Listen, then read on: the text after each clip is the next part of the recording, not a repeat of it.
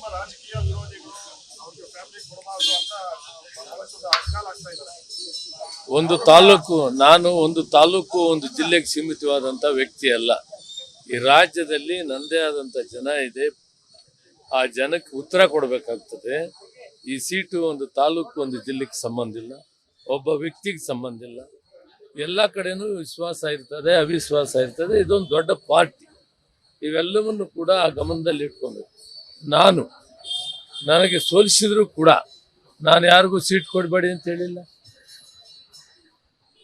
ಯಾರನ್ನು ಮಂತ್ರಿ ಮಾಡಬೇಡಿ ಅಂತ ಹೇಳಿಲ್ಲ. ನೀವು ಕೇಳ್ಕೋಬಹುದು ಅಧ್ಯಕ್ಷನ ಸಿದ್ದರಾಮಯ್ಯ ಯಾರು ಗಂಟೆಗೆ ಹೋಗಿಲ್ಲ. ನನ್ನ ದೃಷ್ಟಿ ಕಾಂಗ್ರೆಸ್ ಪಕ್ಷ ಗೆಲ್ಲಬೇಕು.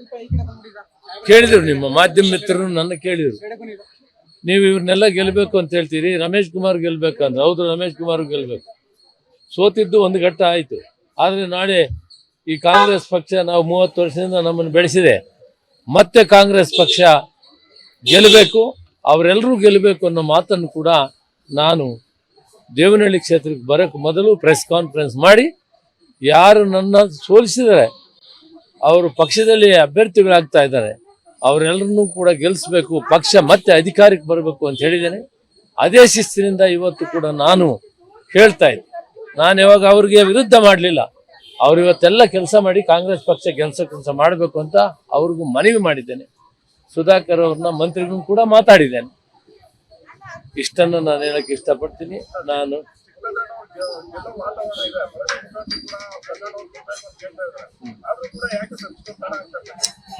ದೊಡ್ಡ ಪಕ್ಷ ಭಿನ್ನಾಭಿಪ್ರಾಯ ಇದೆ, ಸರಿ ಮಾಡ್ಕೊಳ್ತೀವಿ. Thank you very much.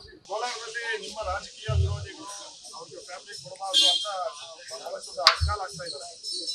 ಒಂದು ತಾಲೂಕು ಒಂದು ಜಿಲ್ಲೆಗೆ ಸೀಮಿತವಾದಂಥ ವ್ಯಕ್ತಿ ಅಲ್ಲ. ಈ ರಾಜ್ಯದಲ್ಲಿ ನನ್ನದೇ ಆದಂಥ ಜನ ಇದೆ. ಆ ಜನಕ್ಕೆ ಉತ್ತರ ಕೊಡಬೇಕಾಗ್ತದೆ. ಈ ಸೀಟು ಒಂದು ತಾಲೂಕು ಒಂದು ಜಿಲ್ಲೆಗೆ ಸಂಬಂಧ ಇಲ್ಲ, ಒಬ್ಬ ವ್ಯಕ್ತಿಗೆ ಸಂಬಂಧ ಇಲ್ಲ. ಎಲ್ಲ ಕಡೆನೂ ವಿಶ್ವಾಸ ಇರ್ತದೆ, ಅವಿಶ್ವಾಸ ಇರ್ತದೆ. ಇದೊಂದು ದೊಡ್ಡ ಪಾರ್ಟಿ. ಇವೆಲ್ಲವನ್ನು ಕೂಡ ಗಮನದಲ್ಲಿ ಇಟ್ಕೊಬೇಕು. ನನಗೆ ಸೋಲಿಸಿದ್ರು ಕೂಡ ನಾನು ಯಾರಿಗೂ ಸೀಟ್ ಕೊಡಬೇಡಿ ಅಂತ ಹೇಳಿಲ್ಲ, ಯಾರನ್ನು ಮಂತ್ರಿ ಮಾಡಬೇಡಿ ಅಂತ ಹೇಳಿಲ್ಲ.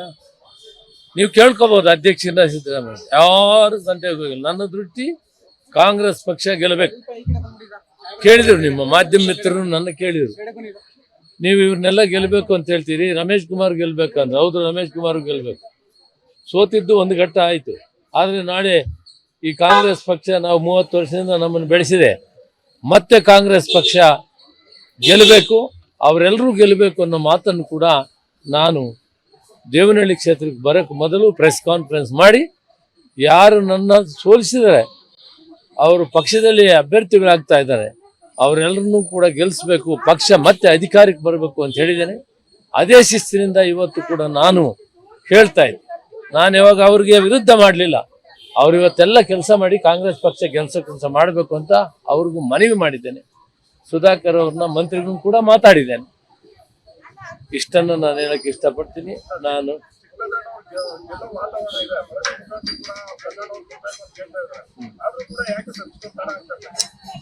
ದೊಡ್ಡ ಪಕ್ಷ ಭಿನ್ನಾಭಿಪ್ರಾಯ ಇದೆ, ಸರಿ ಮಾಡ್ಕೊಳ್ತೀವಿ. Thank you very much.